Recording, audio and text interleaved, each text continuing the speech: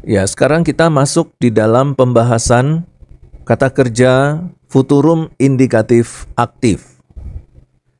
Nah, kalau kita perhatikan dari nama kata kerja ini, itu berarti ada 3 unsur yang membentuk kata kerja ini, yaitu futurum, itu berarti tenses. Kemudian indikatif, itu berarti modus, dan aktif itu berarti atau menunjukkan diatesis. Berarti di dalam kata kerja ini, tensesnya adalah futurum, kemudian modusnya itu indikatif, dan diatesisnya itu adalah aktif. Waktu dapat dibagi menjadi 3 bagian besar, yaitu lampau, sekarang, dan akan datang. Pada pelajaran terdahulu, kita pelajari bersama bentuk waktu lampau dalam tenses imperfect dan bentuk waktu sekarang dalam tenses present. Nah, sekarang kita akan mempelajari bentuk waktu yang akan datang dalam tenses futurum. Untuk dapat mengerti bentuk futurum dalam bahasa Yunani, maka sebaiknya kita memperhatikan terlebih dahulu bentuk futurum ini dalam bahasa Inggris dan bahasa Indonesia. Dalam bahasa Indonesia, kita ketahui bersama bahwa kita tidak menemui pembahasan tentang tenses, maka untuk menjelaskan futurum dalam tata bahasa Indonesia, yaitu dengan memakai kata akan. Kata akan itu menyatakan suatu perbuatan yang akan dilakukan oleh si subjek pada waktu yang akan datang. Kalau kita mengambil contoh, misalnya, saya akan melepaskan anjing itu. Jadi di sini tindakan melepaskan anjing itu tidak dilakukan sekarang, tetapi nanti. Dalam bahasa Inggris, future tense, waktu yang akan datang, itu dapat dibagi menjadi 2 bagian yang menyangkut futurum indikatif aktif dalam bahasa Yunani. Dalam bahasa Inggris, kita kenal simple future tense, waktu yang akan datang yang sederhana. Ini dipakai untuk menyatakan perbuatan yang akan dilakukan pada waktu yang akan datang. Misalnya, he will post the letter. Jadi dia akan mengirimkan surat. Kemudian dipakai untuk membuat suatu janji pada waktu yang akan datang. Jadi di sini makna dari futurum untuk simple future tense itu menyatakan perbuatan yang akan dilakukan. Kemudian bisa juga yang B, menyatakan seperti membuat suatu janji pada waktu yang akan datang. He will meet you by 10. Jadi dia akan menemui kamu pada pukul 10. Kemudian yang C dipakai untuk menunjukkan syarat. Jadi kalau berbicara tentang masa yang akan datang, memberi kesan ada persyaratan yang harus dipenuhi. He will give you a good dictionary if you go with him. Ya, dia akan memberikan kepada kamu kamus yang bagus kalau kamu pergi dengan dia. Nah, misalnya kalau di dalam konteks Alkitab, Tuhan Yesus akan datang kembali jika tanda-tanda ini menyertainya. Jadi, kalau ada tanda-tanda akhir zaman seperti A, B, C, D, itu berarti bahwa tidak lama lagi anak manusia akan datang kedua kalinya. Ya, tidak lama lagi Tuhan Yesus akan datang kedua kalinya. Misalnya, kalau Injil telah tersebar ke seluruh bumi, ke seluruh suku bangsa, maka Tuhan Yesus akan datang kedua kali. Kalau bait suci Salomo dibangun untuk yang ketiga kalinya, maka Tuhan akan datang kedua kalinya. Karena di dalam Alkitab dicatat ketika bait suci Salomo itu sudah dibangun, maka Tuhan Yesus akan datang dan akan bertahta di bait suci untuk memerintah seluruh bumi. Kemudian yang keempat yaitu dipakai untuk memohon kepada seseorang untuk melakukan sesuatu. Jadi untuk memohon seseorang melakukan sesuatu itu juga bisa menggunakan bentuk futurum atau future tense. Misalnya, will you please help me to get the book? Maukah kamu menolong saya untuk mengambil buku itu? Gitu ya. Kemudian yang berikutnya yaitu future continuous tense. Jadi dalam tenses future continuous tense itu waktu yang sedang berlangsung akan datang. Dipakai untuk menunjukkan suatu perbuatan yang akan sedang terjadi. Jadi nanti peristiwa itu akan terjadi. Tetapi walaupun sedang terjadi, tetapi belum terjadi. Tetapi nanti akan terjadi di waktu yang akan datang. Misalnya kalau kita menggunakan contoh dalam bahasa Indonesia, saya akan datang ke rumah kamu besok pagi. Saya akan datang ke rumah kamu besok pagi. Jadi datang itu peristiwa yang sedang berlangsung, tetapi keberlangsungan peristiwa itu terjadinya besok. Ya, fakta untuk terjadinya peristiwa itu besok. Tetapi hari ini itu sudah dikatakan bahwa saya akan datang ke rumahmu, saya sedang dalam perjalanan. Tuhan Yesus akan datang kedua kalinya. Dan sekarang Tuhan Yesus berada di dalam perjalanan menuju ke tempat kita untuk menjemput kita, menuju ke bumi ini. Itu tadi di dalam bahasa Indonesia dan bahasa Inggris. Sekarang mari kita lihat di dalam bahasa Yunaninya.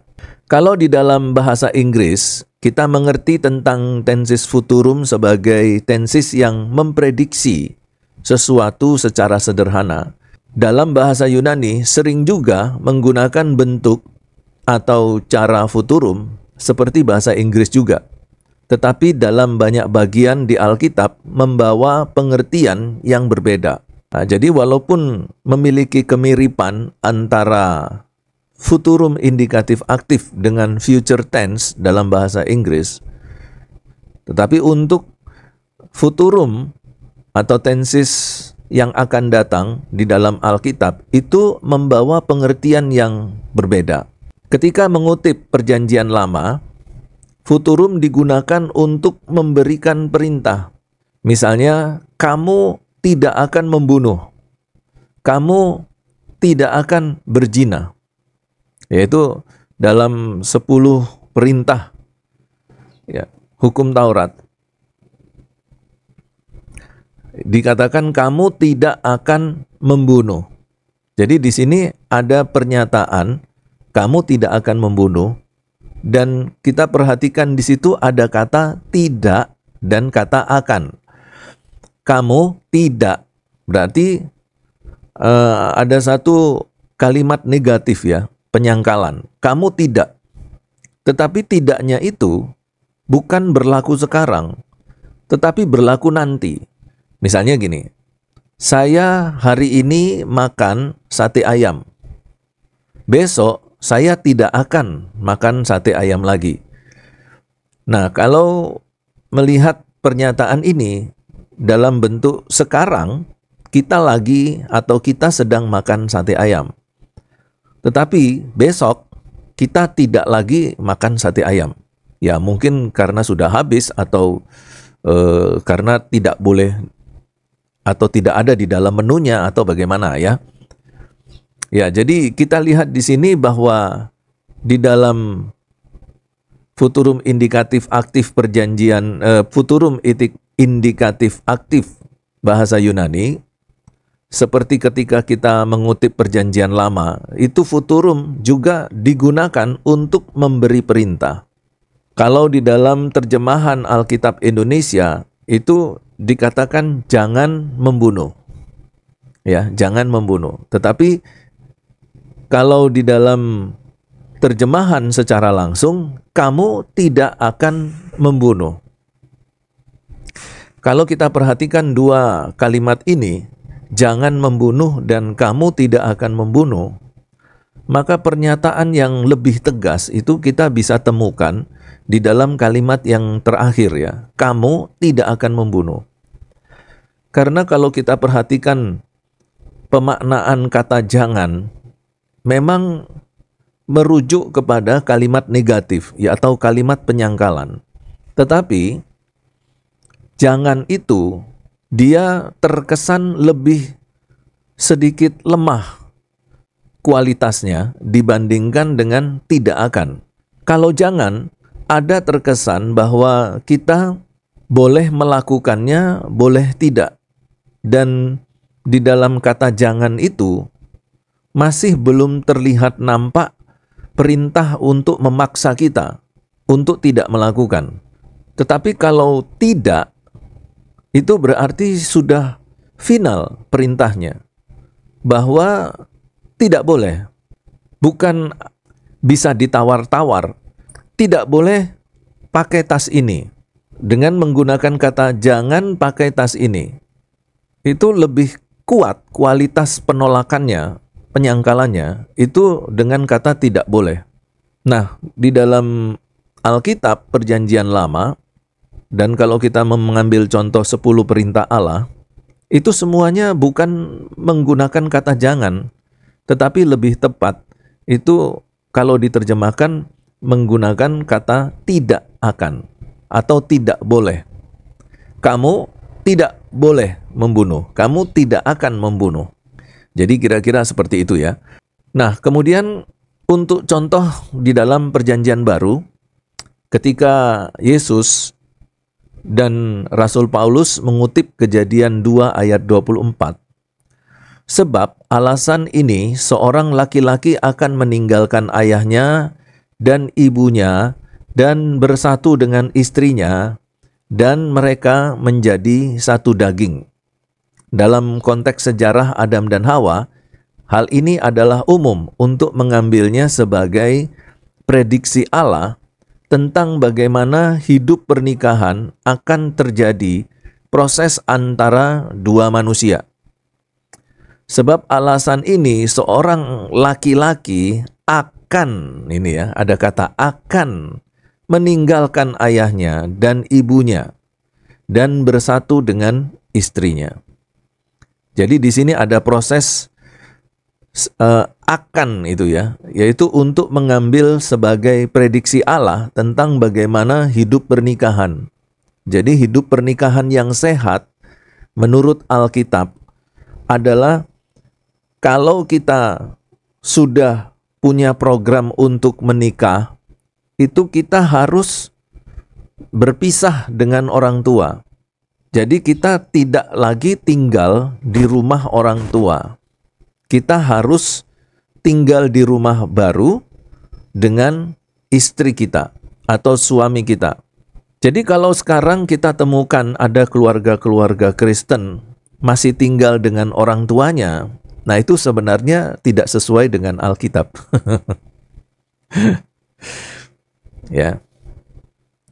Atau misalnya saudara tinggal dengan orang tua dulu atau sampai sekarang, tetapi orang tua Anda masih tinggal bersama ayah ibu, entah ayah ibu dari bapak atau ayah ibu dari ibu kita.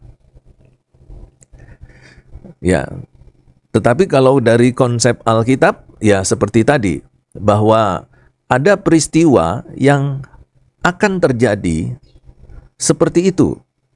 Kalau seseorang menikah, maka nanti di masa akan datang, di dalam pernikahannya dia akan meninggalkan ayah dan ibunya. Kira-kira seperti itulah penggunaan-penggunaan di dalam Alkitab berkenaan dengan futurum indikatif aktif. Tadi sudah diberikan contoh dari Perjanjian Lama maupun di dalam Perjanjian Baru. Nah, sebelum kita melangkah lebih jauh, ada baiknya kita mengenal beberapa istilah teknis yang sangat menolong kita dalam studi gramatikal tentang futurum indikatif aktif ini. Untuk kata futurum, futurum menyangkut sebuah tindakan yang akan terjadi di dalam masa depan. Jadi tindakan itu, kegiatan itu tidak terjadi sekarang, belum terjadi. Tetapi nanti di masa yang akan datang, tindakan itu akan terjadi. Ya, futurum menyangkut sebuah tindakan yang akan terjadi di dalam masa depan. Sedangkan untuk macam tindakannya atau aspeknya, kadang-kadang mengekspresikan aktivitas punctilier dan juga kadang-kadang linier. Jadi unsur waktu adalah lebih penting dalam futurum daripada tensis-tensis yang lain. Futurum terutama mengekspresikan waktu yang akan datang dalam modus indikatif. Jadi biasanya futurum ini selalu bermodus indikatif. Dan ini pada umumnya gitu ya.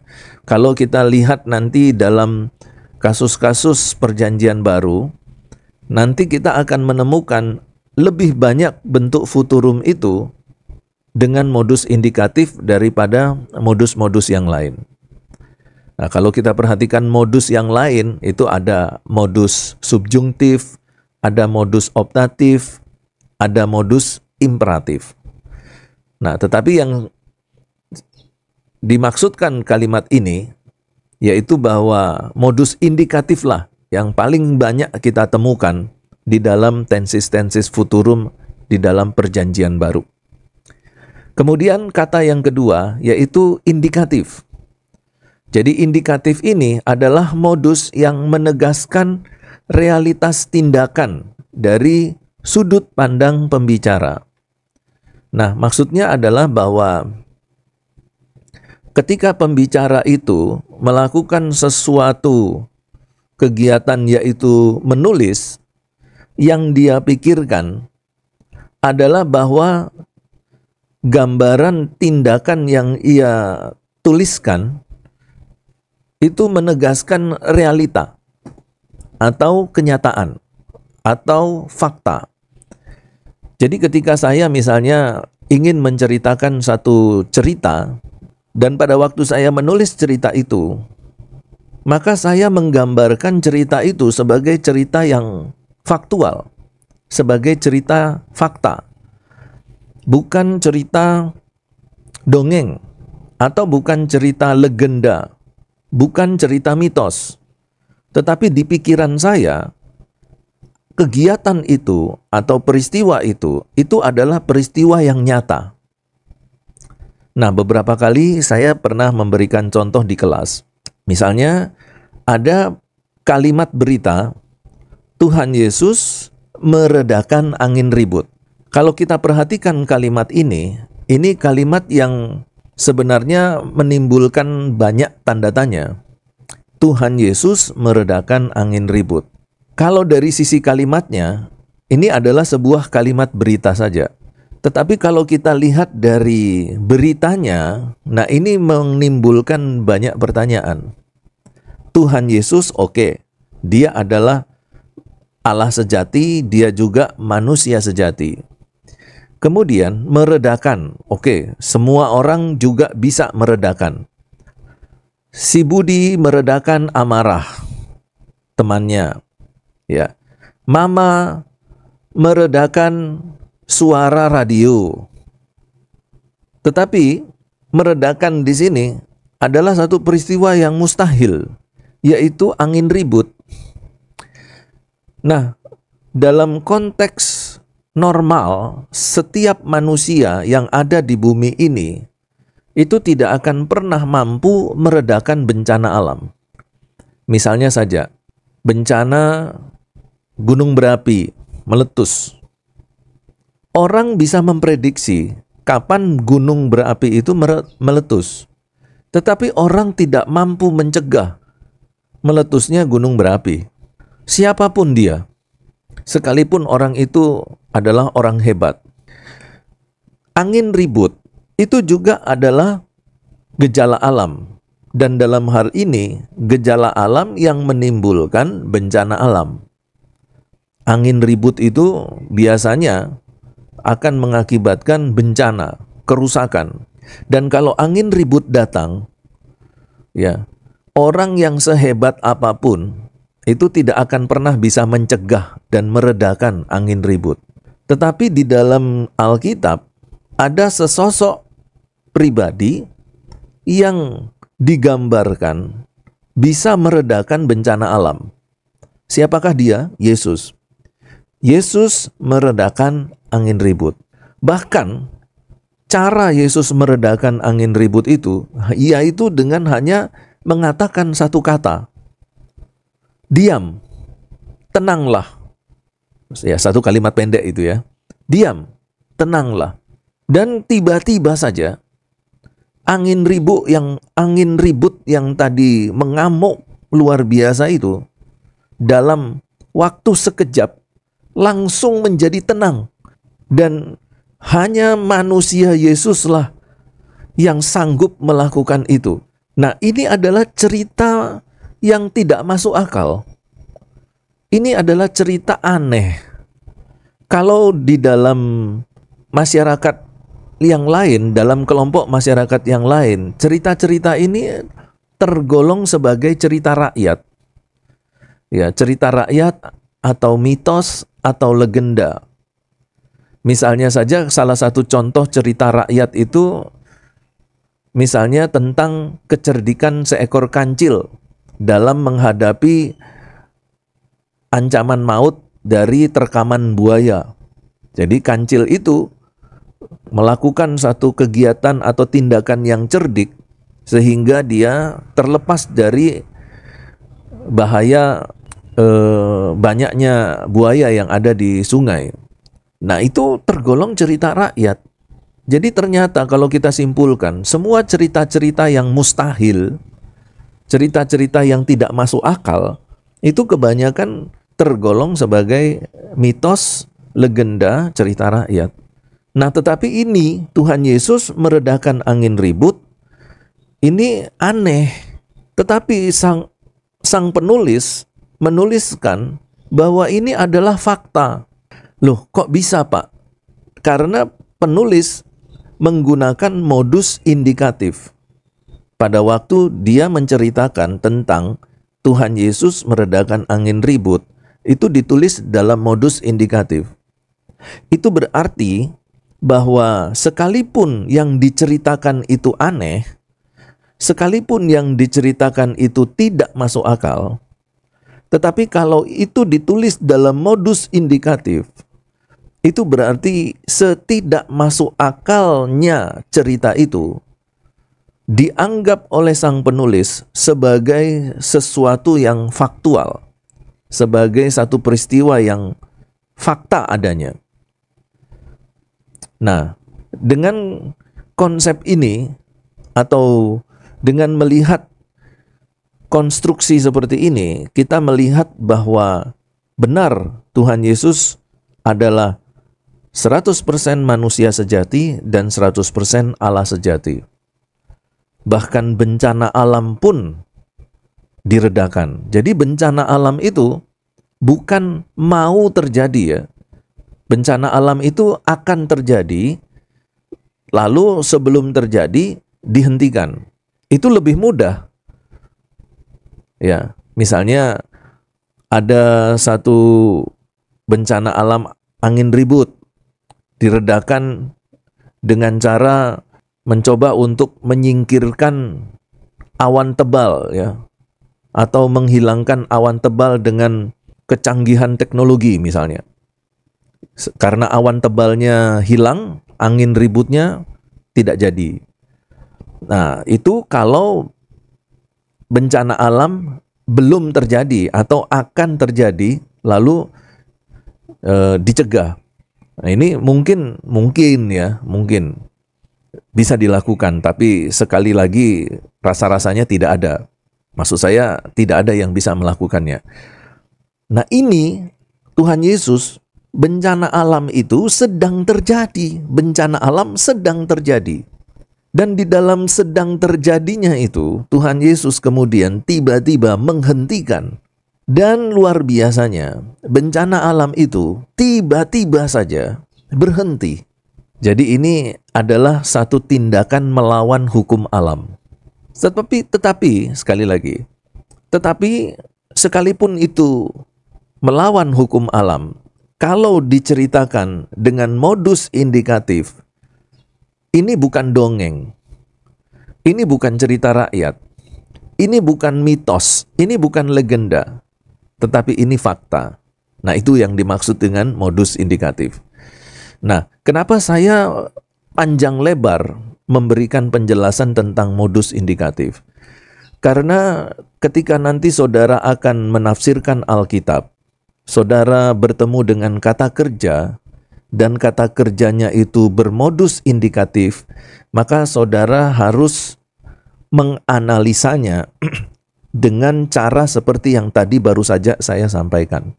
Ya, jadi dalam kesempatan ini juga saya ingin menyampaikan atau memberitahukan bagaimana caranya saudara menafsirkan ayat-ayat di dalam Alkitab yang di dalamnya ada kata kerja yang bermodus indikatif.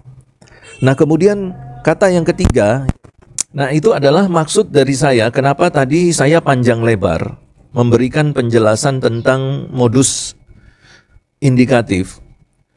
Yaitu tujuannya supaya ketika nanti saudara menyampaikan atau saudara akan menyampaikan firman Tuhan dan saudara menganalisa Alkitab, pada waktu itu saudara menemukan ada kata kerja dan di dalam kata kerja itu ada modus indikatifnya, maka seperti itulah cara kita menggali dan menganalisa firman Tuhan.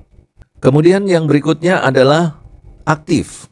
Aktif adalah diatesis yang menjelaskan hubungan antara subjek dengan aktivitas atau tindakan yang dinyatakan atau yang dikerjakannya. Atau dengan kata lain, diatesis aktif itu berarti subjek melakukan tindakan itu. Dan biasanya di dalam bahasa Indonesia, ketika subjek melakukan tindakan, itu dinyatakan dengan menggunakan awalan atau prefiks me.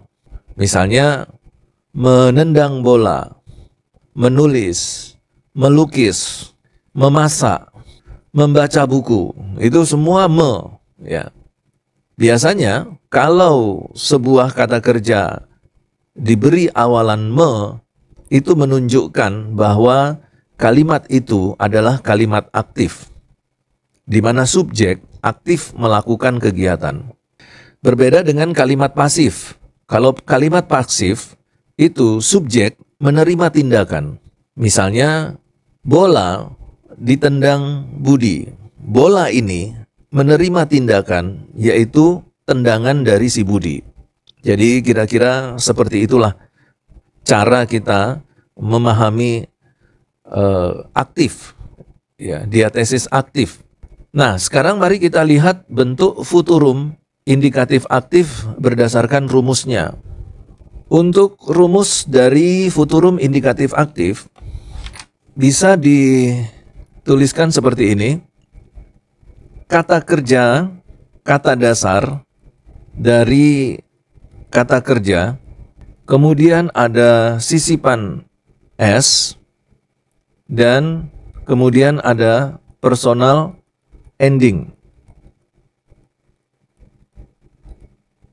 Nah, untuk personal endingnya, dia mengikuti personal ending dari kata kerja present indikatif aktif.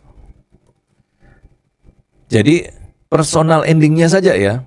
Personal endingnya itu sama atau mengikuti personal ending dari present indikatif aktif.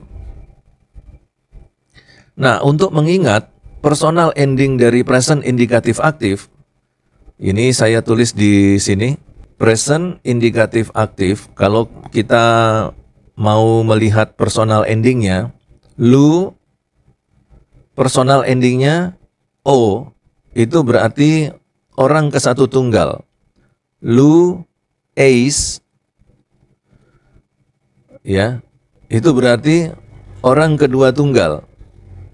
Personal endingnya. Lu ei, orang ketiga tunggal. Ya, ini untuk tunggal. Jamaknya lu omen. Ya. Orang kedua jamaknya personal endingnya et, lu et. Dan orang ketiga jamak personal endingnya ousin.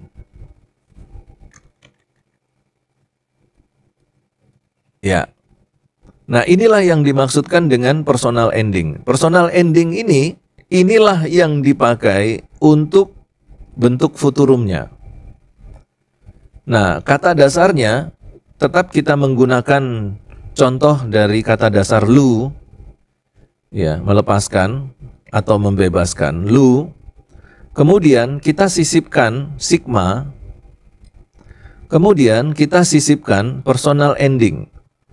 Tergantung sekarang personal ending orang keberapa yang kita mau. Kalau kita mau menuliskan untuk personal ending orang ke satu, ya tinggal ditambah o. Luso. Kalau yang kita maksudkan orang kedua tunggal, ya kita tinggal tambahkan eis. Kalau yang dimaksudkan itu orang ketiga tunggal, kita tinggal tambahkan ei. Ya. Ini untuk tunggal. Untuk jamaknya, ya, lu sisipkan sigma, kemudian tambahkan personal ending jamak. Orang ke satu jamak, omen. Ya, orang kedua jamak, et. Orang ketiga jamaknya, usin. Nah, jadi bentuk terakhirnya luso, luseis, lusei, lusomen,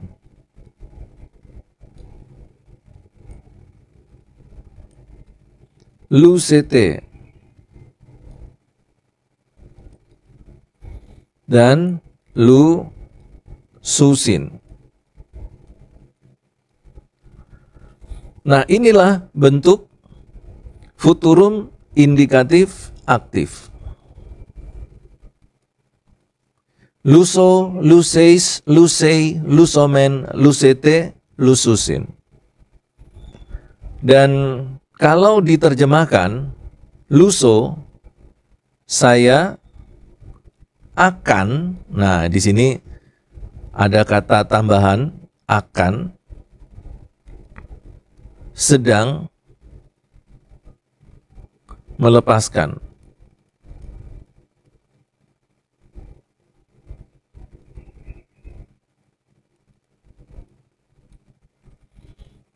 Ya.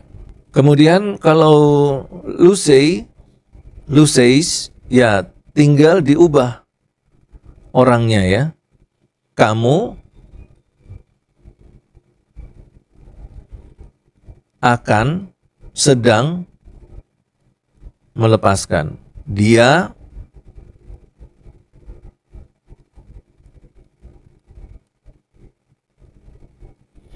akan sedang melepaskan. Berarti kalau untuk yang jamaknya sama, kita gantikan kami atau kita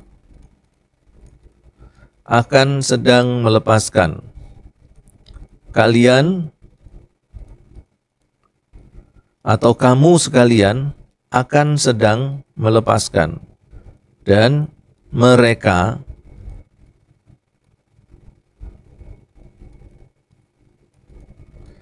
akan sedang melepaskan. Jadi ini adalah bentuk dari kata kerja futurum indikatif aktif. Perhatikan rumusnya, kata dasar, kemudian tambahkan sisipan sigma, lalu personal ending menurut present indikatif aktif.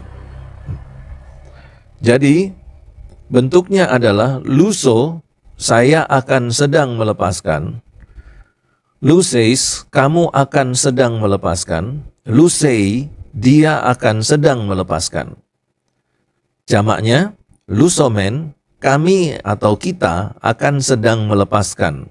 Lusete, kalian akan sedang melepaskan, dan lususin, mereka akan sedang melepaskan. Nah, di dalam pengantar dalam pengertian futurum indikatif aktif yang tadi sudah kita pelajari, bahwa ada aspek, ya di sini disebutkan ada aspek, ada dua hal pada waktu nanti kita menganalisa Alkitab. Ada dua hal yang berkaitan dengan futurum. Pada waktu kita nanti menganalisa firman Tuhan, kita perhatikan yang pertama tenses.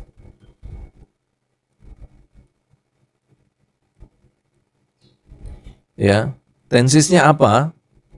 Itu nanti berkaitan dengan waktu pelaksanaannya.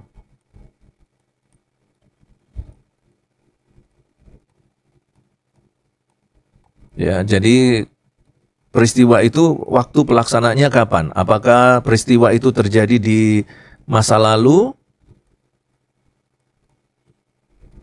Apakah peristiwa itu terjadi di masa kini?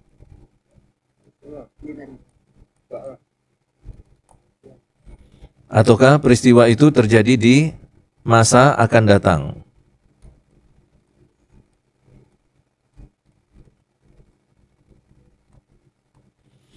Kemudian yang berikutnya yang harus kita perhatikan adalah aspek.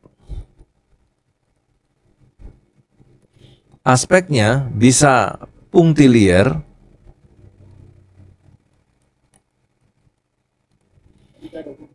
dan yang kedua adalah aspek linier. Nah, aspek ini kita sudah pernah pelajari bersama-sama pada pembahasan-pembahasan yang terdahulu ya. Kalau punctiliar itu artinya berkala.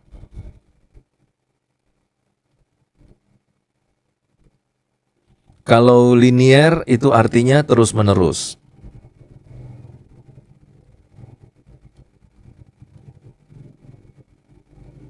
Ya, jadi kalau sebuah peristiwa itu terjadinya berkala, ya artinya peristiwa itu terjadi hanya di waktu-waktu tertentu, tetapi berulang kali. Tetapi kalau linier, sebuah peristiwa itu terjadi secara terus-menerus, continue dari waktu ke waktu. Nah, tetapi di dalam analisa eksegese seperti yang tadi dijelaskan, bahwa untuk kata kerja futurum indikatif aktif via, dia lebih menekankan kepada tenses daripada aspeknya. Jadi tenses ini lebih ditekankan. Pada waktu nanti saudara mau menafsirkan ayat-ayat Alkitab, khusus untuk futurum indikatif aktif, aspek itu adalah urutan yang kedua di dalam analisa. Sedangkan untuk tenses itu adalah urutan prioritas yang pertama. Nah, itulah futurum indikatif aktif.